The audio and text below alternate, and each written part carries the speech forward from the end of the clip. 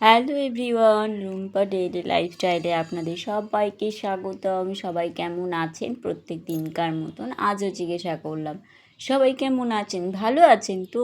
আমি মোটামুটি ভালোই আছি। আজ হলো রাখি পূর্ণিমা, বৃহস্পতিবার।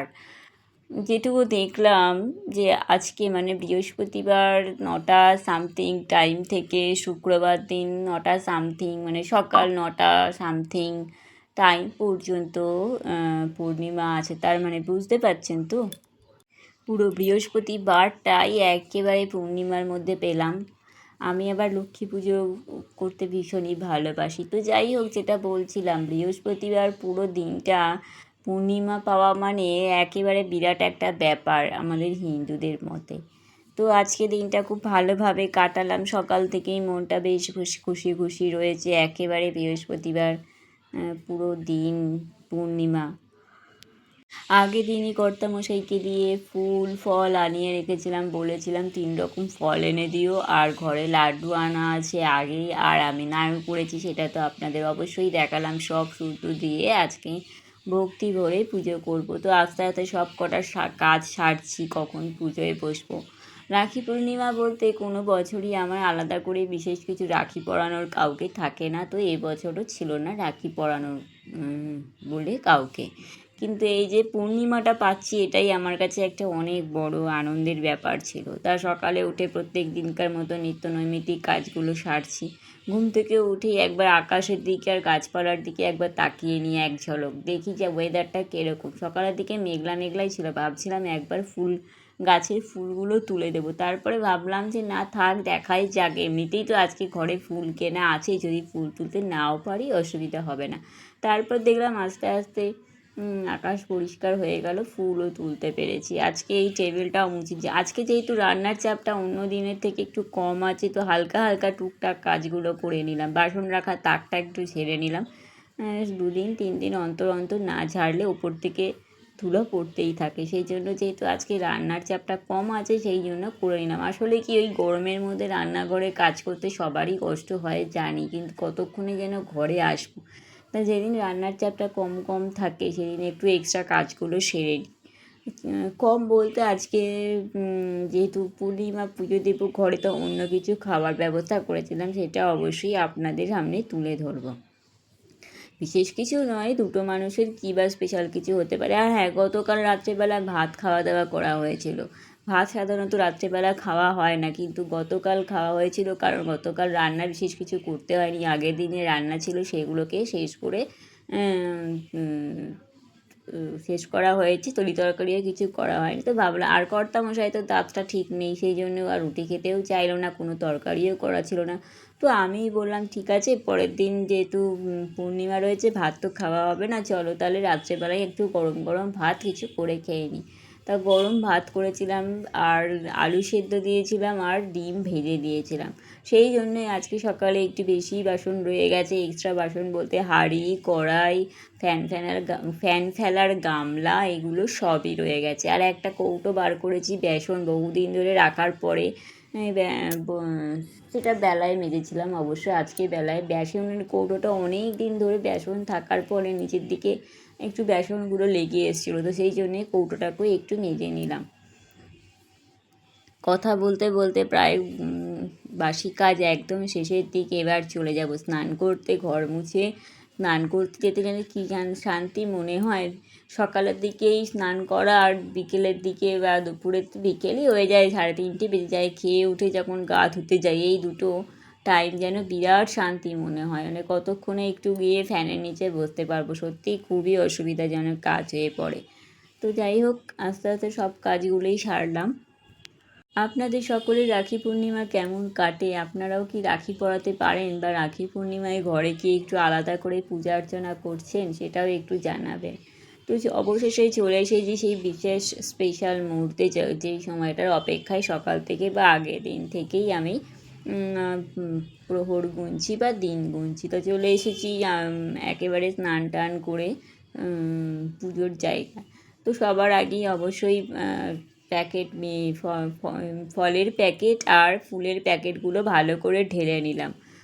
কারণ আগের দিন আনা থাকে তো তো কিছু কিছু ফুল টুলগুলো পচেও যায়। আর ফলের প্যাকেটটাও গা ভিজে থাকে, কারণ যখন আনে তখন রান্নাবান্না ওই কাপড় মানে ওই জামা কাপড়ে আর ধরি না, যে তখনই একটু প্যাকেটটা উঠিয়ে রাখবো, আর করা হয় না। তারপরে ভুলে যাওয়া হয়, আর করা হয় না। তো যাই হোক, প্রত্যেকবার যারা ভিডিও দেখেন জানেন যে গাঁদা ফুলগুলো আমি রেখে দিই, আর গাঁদা ফুলগুলো আরও 2 থেকে 3 দিন ধরে আস্তে আস্তে ঠাকুরকে দিতে পারি, সেই জন্যই গাঁদা ফুলগুলো সাইড করে রাখছি। এখানে এক গাদা দূর্বা থাকে, সেগুলো দূর্বাগুলো আমার খুব একটা বেশি লাগে না বলে দূর্বাগুলোকে সাইড করে রেখে দিই। আম পাতাটাও ঠিকঠাকভাবে রেডি করে থাকি, অনেক এক্সট্রা পাতা থাকে সেগুলো বাদ দিই। তারপরে সিঁদুর ঘরটা যেই ডিশটার মধ্যে পাতবো সেই ডিশটা ঘটে পান, কলা, আম পাতা সব জায়গায় সুন্দর করে সিঁদুর লাগিয়ে ঘরটা একদম রেডি করে নিয়েছি। এবারে উলুধ্বনি দিয়ে ঘরটা পেতে নেব। এরপর চন্দন বেটে আমি আমার বাবামণির যেহেতু বাবামণির কপালে চন্দন আর তুলসী পাতা তো আগে রেগুলারই দিতাম, কিন্তু এখন আর তোলা হয় না বলে দিই না। তুলসী পাতা চন্দন ঘষে বাবামণি আর ওঙ্কার বিগ্রহে চন্দন পরিয়ে দিলাম, আর তার সাথে লক্ষ্মী দেবীর কপালেও একটু চন্দনের ফোঁটা দিয়ে দিলাম। সুন্দর করে সাজিয়ে যে আমরা যে যার মতন সাধ্য যেরকম সেরকমভাবে ভক্তি করে আমাদের ঠাকুরের আসনকে সাজাতে, ঠাকুর দেবতাদের সাজাতে আমরা সবাই পছন্দ করি। আমারও ঠিক তাই মনে হয়, মনের ভক্তিটাই বড় কথা। আর একটা কথা, মনের ভক্তিটা ঠিক তখনই আসতে পারে যদি শরীর সুস্থ থাকে। শরীর সুস্থ না থাকলে না দেখবেন পুজো দিতেও ইচ্ছা করে না, কারণ তখন যে শরীরে নানান রকম অসুবিধা হয়, তাতে এক মনে বসে থাকা বা একভাবে বসে থাকা, মানে তখন ওই যে শরীর ঠিক না থাকলে খেতেও ইচ্ছা করে না, পুজো দিতেও ইচ্ছা করে না, ইচ্ছা বলবো না, মানে পারা যায় না। আর শরীর সুস্থ থাকলে সব, তখন মনও যদি খারাপ থাকে না, কিন্তু ওই সেই শরীর সুস্থ থাকলে কাজগুলো কিন্তু আমরা ঠিক করে নিতে পারি। আর কিছুদিন আগেই সমস্ত ঠাকুরের বাসনগুলোকে মেজে রেখেছি, আবারও 2-4 দিন যাওয়ার পরে আবারও, মানে বৃহস্পতিবার আসার আগেই একবার সমস্ত বাসনগুলো, ঠাকুরের গামছাগুলো আস্তে আস্তে সব কিছুই মেজে নিই। সেটা এই বুধবারের অপেক্ষায় রাখি না, যখনই ফাঁকা পাই মেজে নিই।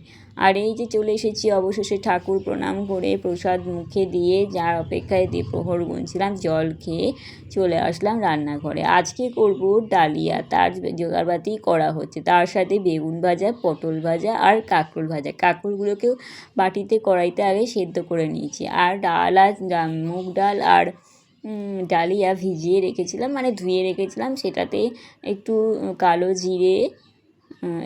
জিরে আর শুকনো লঙ্কা ফোড়ন দিয়ে, নুন, হলুদ, জিরে, ধনে, লঙ্কা, মিষ্টি দিয়ে, মশলা দিয়ে ভালো করে কষিয়ে একেবারে ডাল আর ডালিয়াটা দিয়ে পরিমাণ মতন জল দিয়ে একটু পাতলাই, মানে মোটামুটি পাতলাই, মোটামুটি বলবো না, পাতলা আর ঘনর মিডিয়ামেই খেতে ভালোবাসি আমরা। তো গ্যাসটাকে মিডিয়ামে রেখে আমি গিয়ে একটু টিফিন করে নিলাম। আর এই পাশে কাঁকরোলগুলোকে সেদ্ধ করে দিয়েছি। বেগুনগুলো একটাই বেগুন কেটেছিলাম, কিন্তু বেগুনটা পোকা থাকায় ঠিকঠাক মতো সাইজ করে কাটতে পারিনি।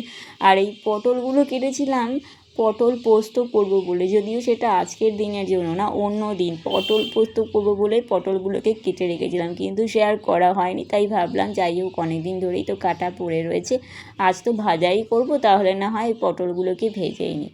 তো ডালিয়াটা খেতে সবই ঠিকঠাক ছিল, একটু নুনটা বেশি হয়ে গেছিলো, তাই একটু কর্তামশাই একটু রাগ প্রকাশ করলেন।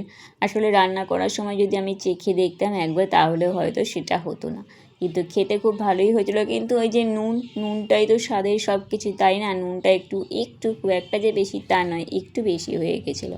আর অবশেষে চলে এসেছি খাওয়ার টেবিলে, তার সাথে আমি একটু পাঁপড়ও ভেজে নিয়েছিলাম। খাওয়ার টেবিলে বসে পড়েছি, আর আমার কর্তামশাই তো জানেন, যারা আমার রেগুলার ভিডিও দেখেন, খিচুড়ি আর ডালিয়া আর আলুটাকে আলু সেদ্ধর মতন করে মেখে মুখে একটু একটু করে দিয়ে খেতে ভালোবাসে, ঠিক তাই আলুটাকে মেখে নিয়েছিলাম। খেয়ে দিয়ে উঠে গা হাত পা ধুয়ে রান্নাঘর রেডি করে আমি আসতে না আসতেই দেখি ফ্রিজ খুলেছি, দেখি আমার কর্তামশাই কোন ফাঁকে একজন নতুন অতিথিকে নিয়ে হাজির হয়ে গেছে। এইবারে তার তোড়জোড় হবে। আমিই বলেছিলাম যে তাল পেলে নিয়ে এসো, তাল তো বাজারে প্রায় শেষের দিক, এবার একটু তালের বড়া করা হবে। তো তো এতক্ষণ পর্যন্ত যারা আমার ভিডিও দেখলেন তাদের অসংখ্য ধন্যবাদ। এইভাবে সাথে থাকার জন্যে, পাশে থাকার জন্যে। সকলে ভালো থাকবেন।